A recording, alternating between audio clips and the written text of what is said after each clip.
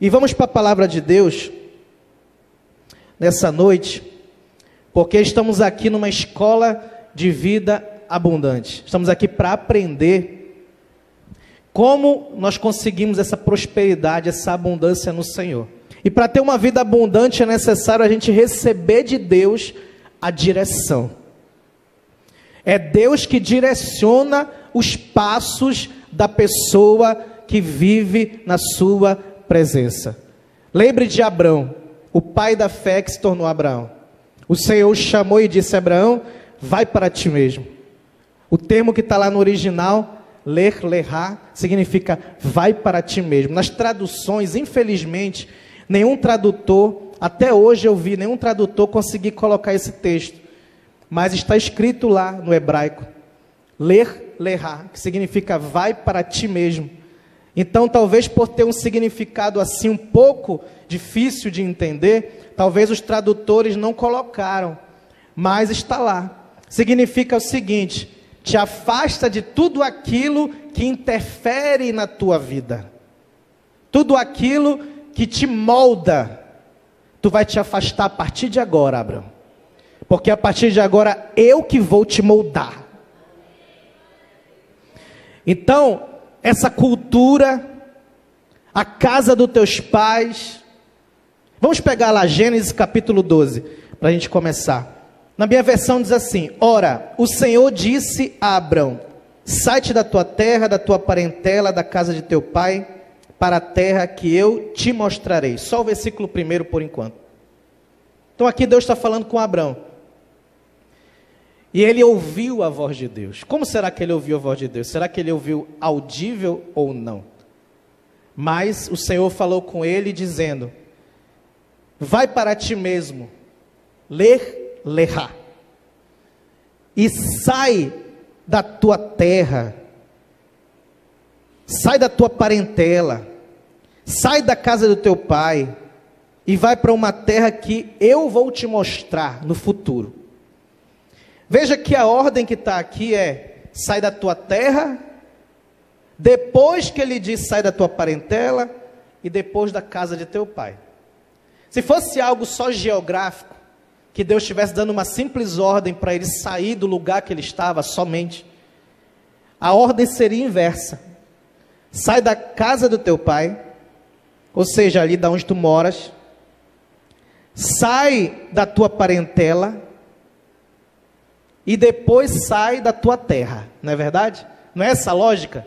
Você sai da sua casa, você sai da sua parentela e sai da sua terra e vai para outra cidade, outro estado. Por que está ao contrário? Porque isso aqui não tem um significado somente geográfico. E a gente já sabe disso. O significado disso aqui é muito mais profundo. O significado disso aqui é cultural, é religioso, é de tudo aquilo que estava influenciando Abrão, ou que queria influenciar Abrão. Mas Abrão ouvia a voz de Deus. Abrão era diferente, ele ouvia a voz de Deus em meio a um povo pagão. E por ouvir a voz de Deus, Deus falou com ele: olha, tu vais te afastar disso, e a partir de agora tu vais ouvir a minha voz, eu vou te dizer passo a passo o que tu tens que fazer. Então você que ouviu a voz de Deus está aqui por um chamado. Você não sabe todos os passos. Se eu for perguntar aqui para todos vocês, eu tenho certeza que ninguém vai saber todos os passos que Deus tem para a sua vida ainda. Mas se você tem o próximo passo, já é suficiente. Aleluia! Você tem que ter o próximo, pelo menos, para que você possa continuar. E se você ainda não tem o próximo, você está no lugar certo. Nessa noite, a palavra de Deus, o Espírito Santo vai te iluminar, vai clarear a tua mente, vai trazer o teu entendimento, vai fazer você enxergar qual é o próximo passo que você precisa dar para servir ao Senhor. Aleluia! Então, é assim que funciona com Deus. Ele vai dando a direção. E a direção lá da frente a gente não sabe ainda. Mas para poder a gente receber a resposta de Deus, a gente precisa fazer o que Abrão fazia. O que Abrão fazia toda vez que ele chegava em um lugar? levantava um altar e adorava ao Senhor. Sabe qual é a melhor maneira de receber as respostas de Deus? A próxima direção é fazer um culto ao Senhor. Aleluia. Por quê que essa é a melhor maneira de receber a direção de Deus? Porque quando a gente faz um culto ao Senhor, Ele responde a esse culto. E quando Ele responde a esse culto, Ele responde com a direção para a tua vida. Aleluia. Então, quem quer ter a direção de Deus sempre, quem quer ter a direção de Deus sempre, nunca deixar de ouvir a voz do Espírito Santo falando, faz isso. E Ele fala o tempo todo. Mas a questão é se a gente está ouvindo. E aí eu já lembro de Noé. Noé, Deus falou para ele, faz a arca. E deu as medidas todas para ele. Eu quero desse tamanho, com esse comprimento, com essa altura, faz uma porta, faz uma janela. E a Noé começou a fazer. Só que a Bíblia diz que Noé fez exatamente do jeito que Deus falou. Qual era a diferença de Noé para toda aquela geração? Noé ouvia e obedecia a Deus. Qual é a diferença minha e sua? Ouvir a voz de Deus e obedecer. Agora a primeira coisa é ouvir. Para ouvir tem que estar sensível. Para ouvir tem que estar quebrantado. Aleluia. E qual é a melhor maneira de estar quebrantado? Qual é a melhor maneira de estar humilhado diante de Deus?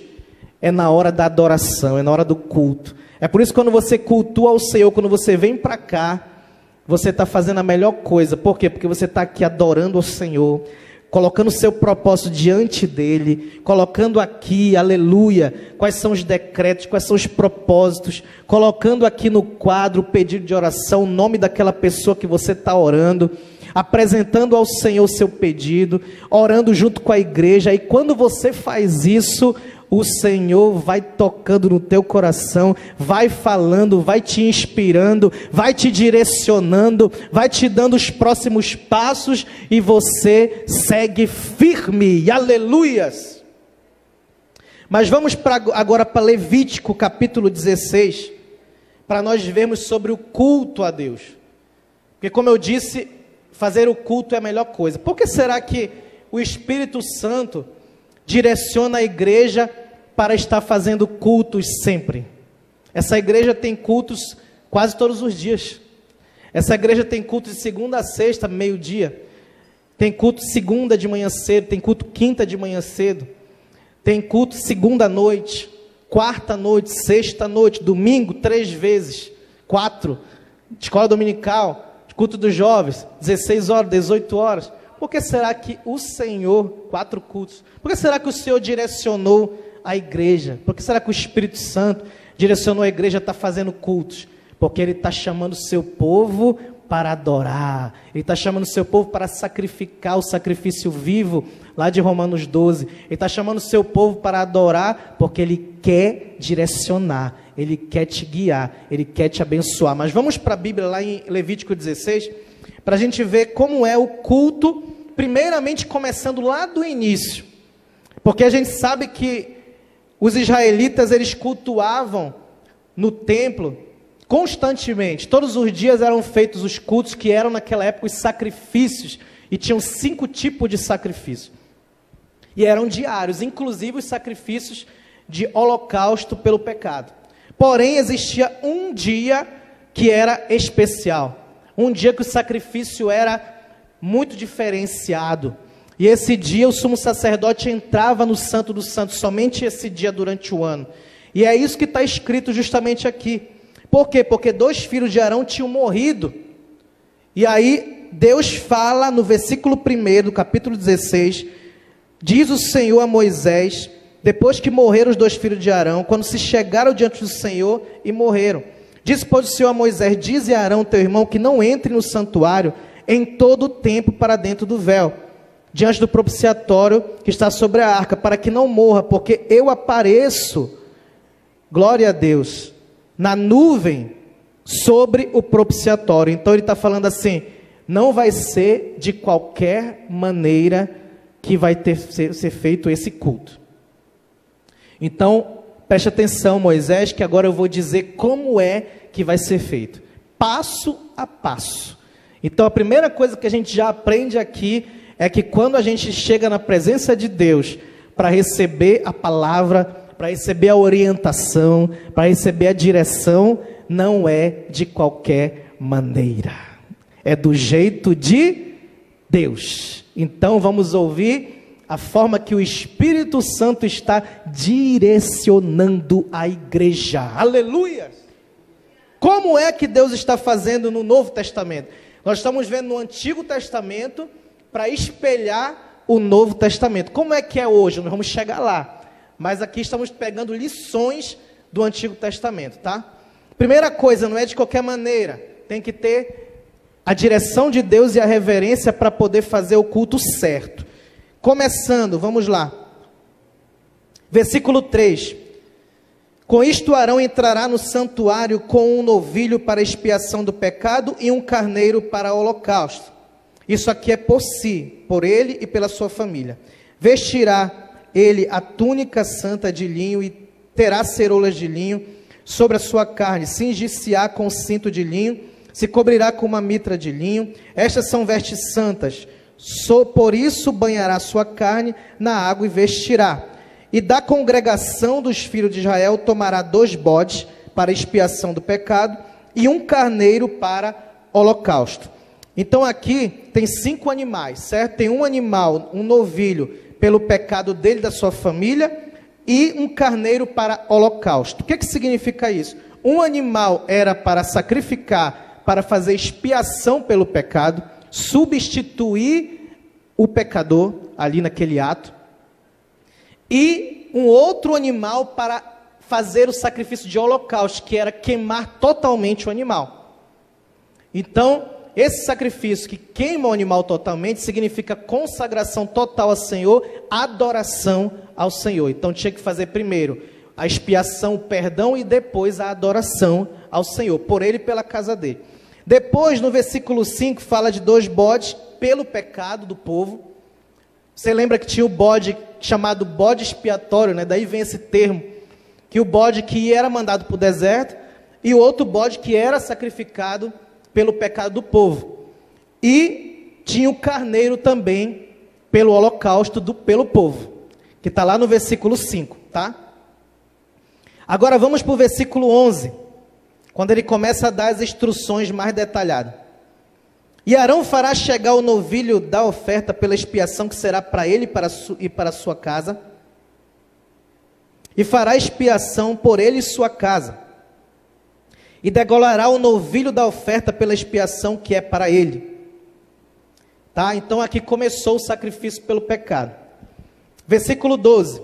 Tomará também um incensário cheio de brasas de fogo do altar, diante do Senhor, e os seus punhos cheios de incenso aromático moído, e meterá dentro do véu. Aqui são simbologias. Você entende que o Antigo Testamento, ele é simbólico para o Novo Testamento? Tudo que ocorria no Antigo simboliza o Novo, espelha o Novo. Então, inclusive, até em 1 Coríntios tem o texto que Paulo fala assim: essas coisas são como figuras para que nós possamos aprender com eles. Então, tudo que a gente olha aqui, a gente pode trazer para nós como lições, como exemplos, como linguagem figurada também, apesar de serem fatos reais, tá? Então, no versículo 12, a gente vê que tem o incensário cheio de brasas do altar. As brasas do altar representam a presença de Deus, e o incensário era moldado de acordo com o sacerdote, cada um tinha o seu.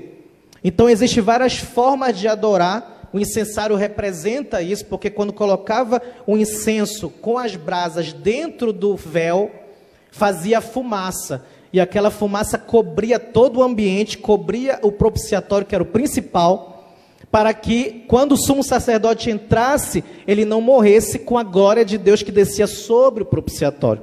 Então era necessário ter fumaça sobre todo o ambiente, principalmente cobrindo o propiciatório. Para isso ele colocava o incensário dentro, colocava o incenso sobre as brasas do altar e começava a queimar e fazer o incenso dentro do ambiente.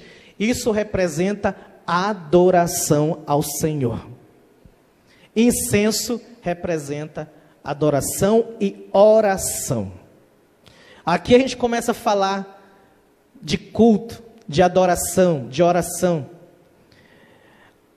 Quando a gente fala em adorar, a gente muitos associam a louvores, a música. O louvor é uma das maiores formas de adoração, e necessária e fundamental, cantar. E o louvor não é só cantar, né? Se você falar palavras ao Senhor, por exemplo, você pegar o Salmo e você, como é que se diz? Declamar o Salmo, falar o Salmo, você está louvando ao Senhor. São palavras de louvor. Mas a gente associou com música, né? Não tem problema. Também é outro significado de louvor, música. Louvar, adorar o Senhor, muito importante. Nem todo louvor, né, é música. Nem toda adoração é louvor. Então existem formas e formas de adorar ao Senhor. Você sabe qual foi a primeira vez que apareceu adoração na Bíblia? E para a gente entender uma coisa, é muito importante a gente pegar lá no início, onde ela apareceu primeiro. Porque isso é uma regra de interpretação da Bíblia. Quando você pega onde ela apareceu primeiro, você pega princípios daquilo. Então a adoração aparece pela primeira vez quando Abraão vai sacrificar, Abraão vai sacrificar seu filho Isaque. Então ele diz que ele ia adorar, e quando ele voltasse, ele encontraria novamente, quando voltarmos, ele disse, né? Quando eu voltar com o menino, então ele tinha fé que ele voltaria com o menino, não sei como, mas ele sabia que ele ia voltar com o menino. Acho que ele achou que o menino ia ressuscitar, porque ele sabia que ele ia sacrificar o menino. Deus tinha pedido para ele ir lá sacrificar Isaque, mas ele diz, eu vou voltar, vou adorar e vou voltar. Essa é a primeira vez que a Bíblia fala de adoração. E o que a gente aprende com isso? Adorar é muito amplo, glória a Deus. Quando você sai da sua casa, e você se arruma, e você põe uma roupa boa, ou a melhor roupa, e você se prepara, e você vem com alegria, e você chega na casa do Senhor com prazer, e você começa a cultuar a Ele, você está fazendo adoração ao Senhor.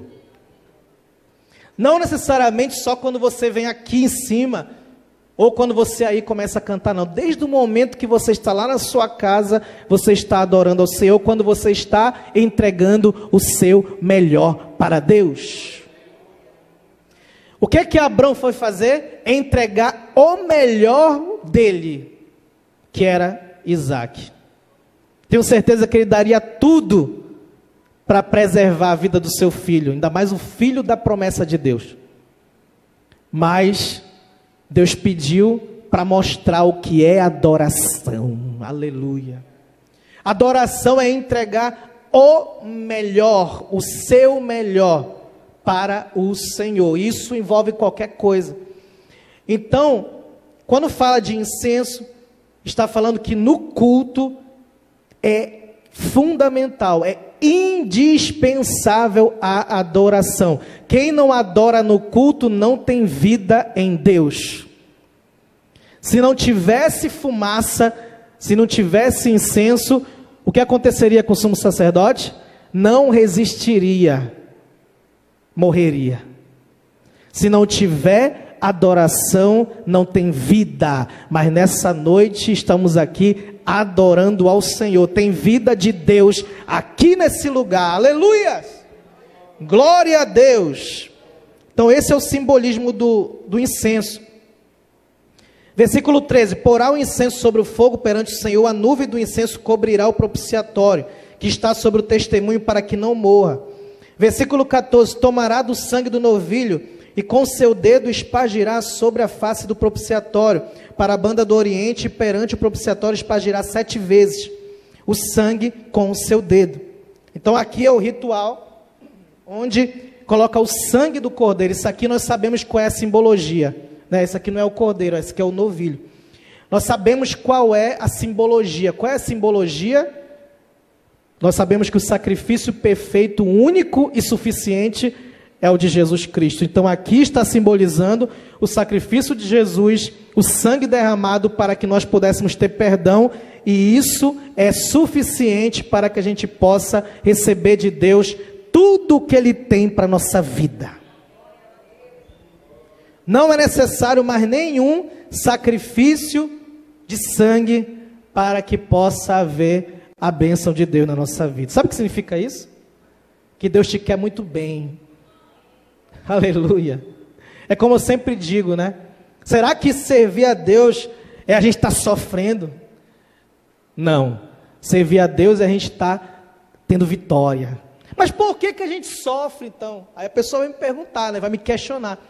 Tá, se servir a Deus é a gente ter vitória, então por que a gente sofre? Porque sofrer faz parte dessa vida. Sofrer é daqui, olha, é daqui da terra. Mas de Deus não. Toda boa dádiva vem de Deus, aleluia. O sofrimento vem daqui. Por que a gente sofre ainda? Porque a gente está aqui. No mundo tereis aflição, mas tem de bom ânimo. Eu venci, diz o Senhor, aleluia.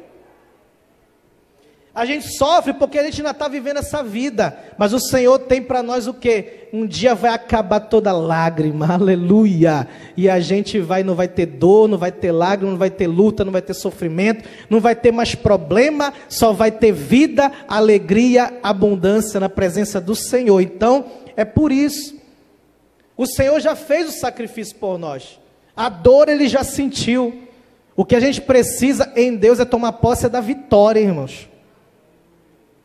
Ah, para fazer missões a gente sofre, né? Tem gente que até já toma posse do sofrimento. Deus o livre, né?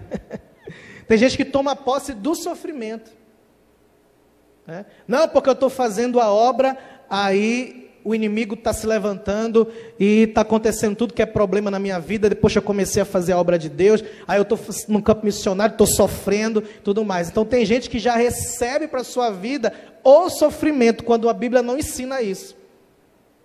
Como assim que a Bíblia não ensina? Quem foi o maior missionário depois de Jesus na Bíblia? Paulo. E Paulo sofreu mais do que qualquer um de nós.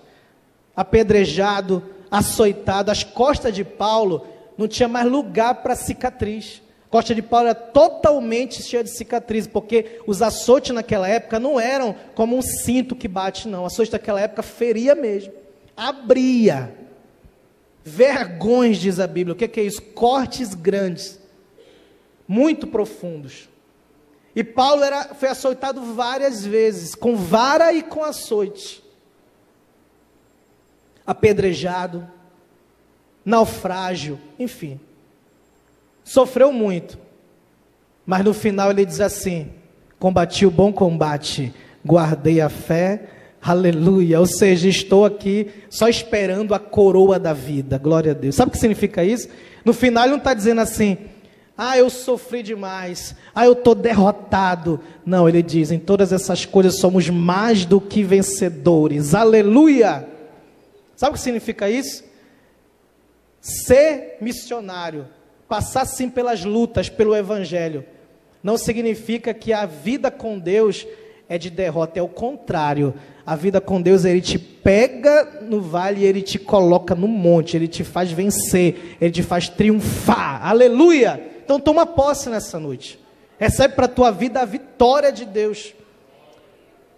Você veio aqui para crer nisso, que você vai sair daqui e o mal já vai bater em retirada, e a doença já vai embora, e o problema já vai ser resolvido, aleluia, e o mal não vai resistir, ele vai ter que ir por 7 caminhos, se ele veio por um caminho, ele tem que ir por 7 caminhos, o que significa isso?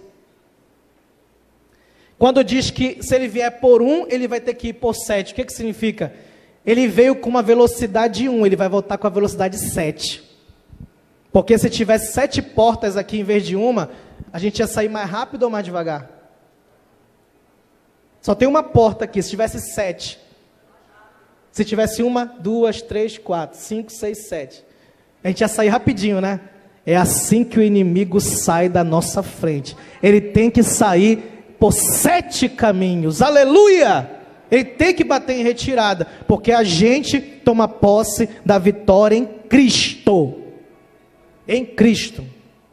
Quando a gente tem Cristo, a gente tem o direito de receber a vitória, pela justiça dele. Já parou para pensar nisso? A justiça de Cristo. O que é justiça? Obediência à lei.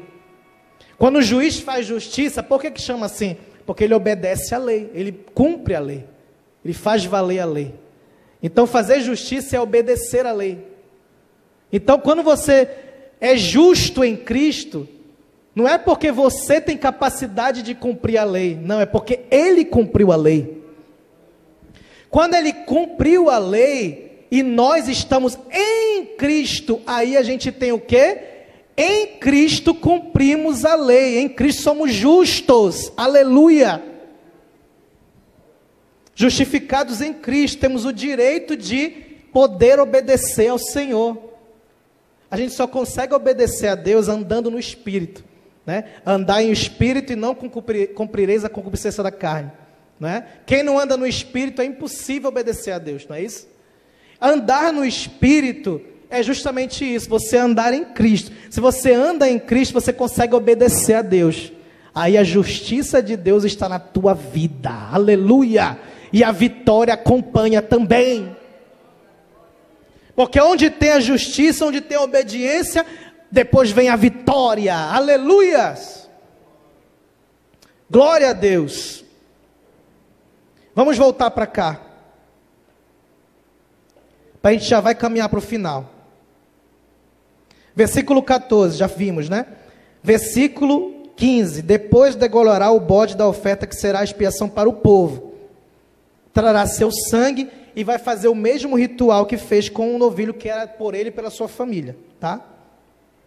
Versículo 17, lá no final, assim fará expiação por si mesmo e pela sua casa e por toda a congregação de Israel. Terminou essa fase. Então sairá do altar que está perante o Senhor e fará expiação por ele, tomará o sangue do novilho, e aqui ele está fazendo expiação pelo santuário.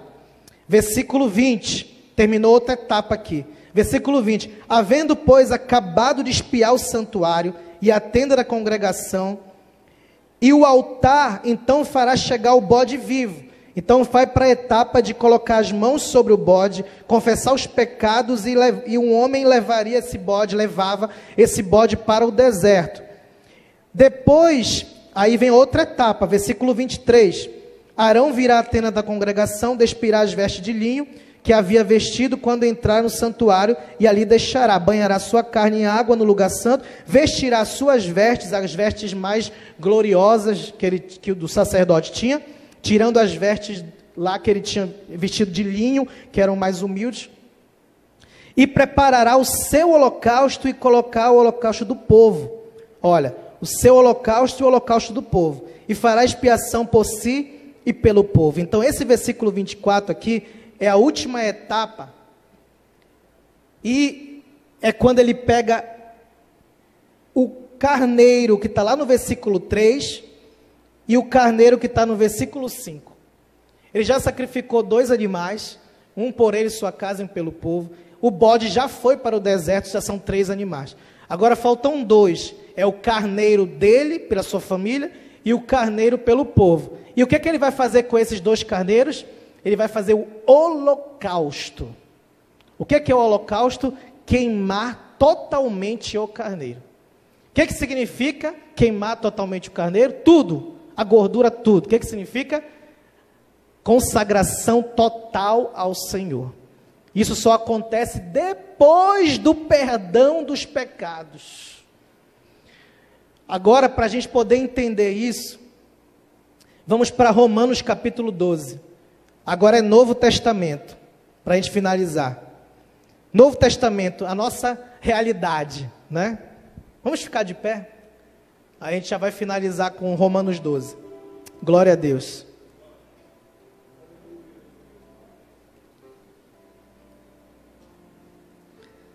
Versículo 1.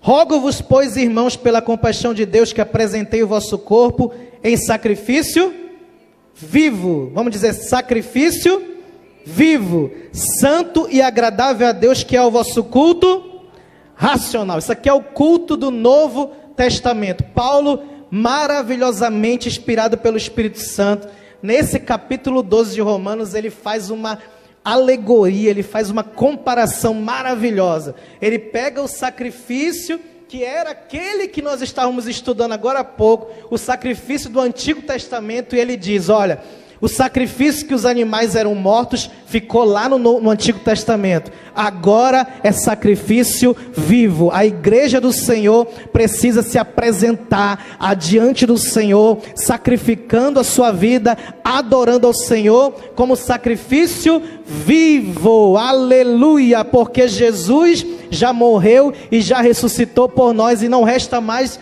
nenhum sacrifício. Nós só temos que fazer agora o holocausto. Aleluia! O holocausto simbolizava consagração total. Depois do perdão, quem foi perdoado? Aleluia! Glória a Deus. Você foi perdoado. O sangue foi derramado pela sua vida. O sangue foi aceito. O sumo sacerdote, que é Cristo, entrou uma vez no Santo dos Santos, fez o sacrifício único, entregando a sua vida por mim e por você, e esse sacrifício valeu para toda a humanidade. Nós não precisamos mais de outro sacrifício, ele já foi completo, ele já foi pleno, e agora nós só precisamos fazer a última etapa depois do perdão. Qual é a etapa depois do perdão? Consagração total ao Senhor. Já fomos lavados, já fomos purificados. Agora a consagração, o holocausto, ele era uma confirmação do perdão dos pecados. E é isso que nós estamos fazendo aqui, aleluia. Estamos adorando ao Senhor e dizendo, Senhor, nós cremos. Senhor, nós recebemos esse sacrifício. Senhor, esse sacrifício na minha vida é eficaz, ele não é vão. Senhor, esse sacrifício, ele vai trazer para a minha vida todas as bênçãos em Cristo, as bênçãos espirituais que estão nas regiões celestiais em Cristo. Eu invoco para a minha vida pelo sacrifício de Cristo, porque eu estou aqui entregando a minha vida como sacrifício vivo na tua presença, santo, agradável a ti. É o meu culto nessa noite, aleluia! Pode adorar o Senhor. Pode adorar o Senhor.